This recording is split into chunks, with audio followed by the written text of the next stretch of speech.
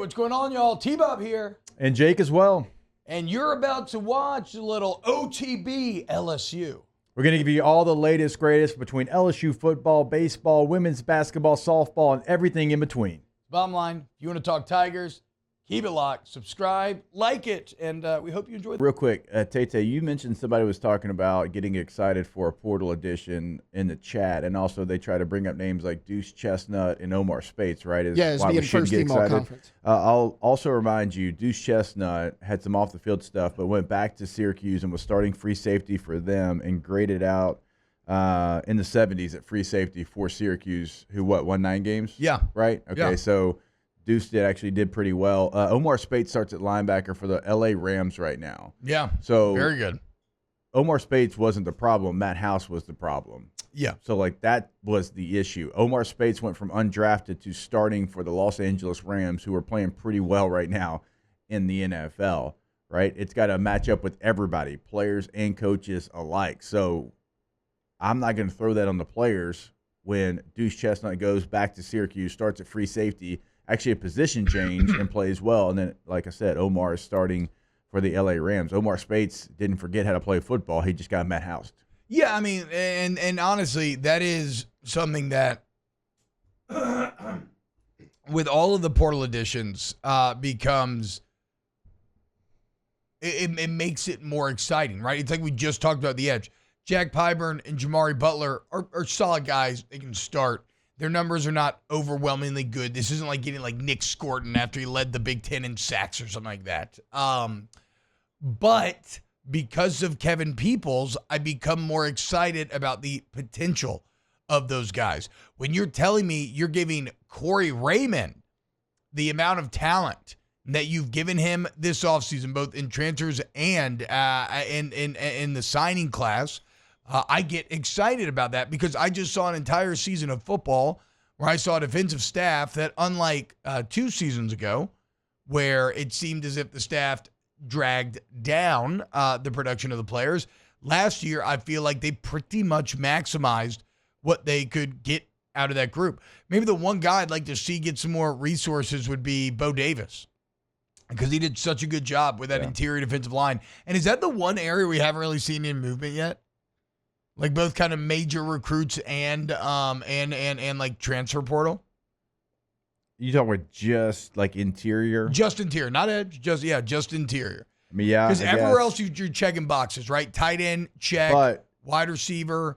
We'll talk about running back in a little bit potentially, but you haven't done that yet either. O-line, D-line. You're in on a couple safeties that are coming to visit. Interior D-line is somewhere where maybe it's like the last area to attack. Yeah, and it's going to be difficult to bring in maybe some of that top-end young talent because you got a Dominic McKinley who had 2 sacks his last game. He was a former 5-star. You kind of know he's going to have a path to the field. Yeah. Jacobin Guillory comes back as well. Oh, that's right, Guillory back. That's a player true. that's true. going to obviously get a lot of playing time. You still want to add, I think, there, but it feels more solid than it did certainly a year ago. Yeah, for sure. Because you're losing what? You're losing Gio Paez. He was a player that is Paris Shan gone? Yes, yeah. Paris Shan is gone. Suggs is gone. Suggs is gone. That sucks. But you get Ahmad Bro back. Yep. So look, it's whatever. I don't need it. I'm kind of muddying the waters by over talking about it. The simple point is, I believe so much in this defensive staff that every player you get becomes more exciting because I feel like these guys will maximize them as opposed to screwing up a Deuce Chestnut or especially like an Omar Spates. And speaking of maximizing and adapting, that is something that, look, I am a firm believer in being objective and being very critical when criticism is due, but giving credit when credit is due. And there is no doubt that how Brian Kelly and LSU chose to approach roster building and the transfer portal here at the beginning, the last couple of years, was a strategic misstep. I don't know if they felt burned by having to go so heavy in the portal year one, or maybe they just felt that was never going to be the ideal, right? I mean, they told us, right? They want to just kind of fill in the corners with the portal. They thought they could go cheap, thought they could go lean and mean on this last roster, and it blew up in their face in some ways. But instead of being stubborn and falling prey to the sunk cost fallacy, our favorite Econ 101 concept, Jake, they looked at everything. They looked at how the market has developed, how other teams have been successful in this era, and they said, okay, you know what? We were wrong. We have to spend, and we have to attack the portal for players that we think will play immediately, not just depth pieces. And to be frank, they're killing it. I mean, if you go to an ESPN.com right now and you look at the top portal teams in the entire country, yes, like Ole Miss is right there. Interesting, like Minnesota's had a really good time this offseason, but there's LSU. Here's what Max Olson said, quote, "The Tigers have already collected quite a few high-impact players for 25.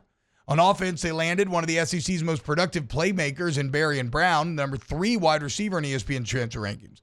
They also found their next starting tight end in OU transfer Bauer Sharp, and might have secured their quarterback of the future, Mississippi State transfer Michael Van Buren.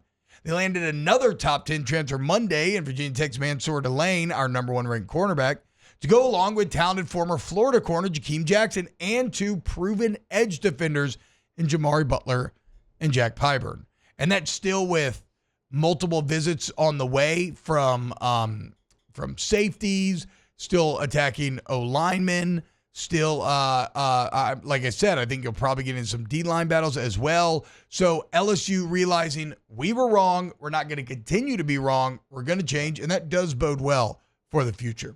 Yeah, they knew they had to change. They knew they had to add more bodies. They did really, really well, like you said, the first year they got here. The guys that they added, they weren't household names, but they were so solid for LSU. It's exactly what you needed. And then year number 2, they kind of changed. They did go star chasing, and they brought in guys that out of high school were supposed to be elite players, not just good players. Didn't turn out that way.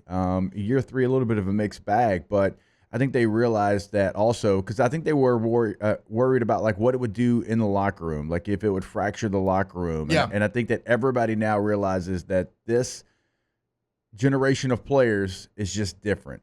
They don't care about who's new, who's old, who's coming, who's going. It is certainly more of a pro locker room where like, you know, in the pros on Mondays, every time you walk in, somebody's out there trying out at different positions. That's just the way it is. And your roster's going to change week to week. Now, not every week, but most weeks it does. And so it's not really that worry anymore. Like you can bring guys in. It's not going to fracture the locker room like maybe it would have when we were playing.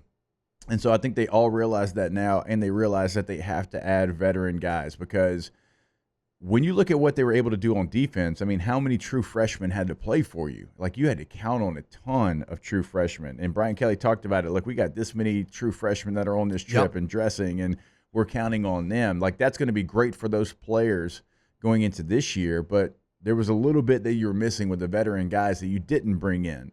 And so now you're trying to figure out how can we match veteran guys from all these other schools that are in the portal like everybody else is doing with our elite high school recruiting. We had another top 10 class, and that's what you have to do. Yeah, because you're going to have it.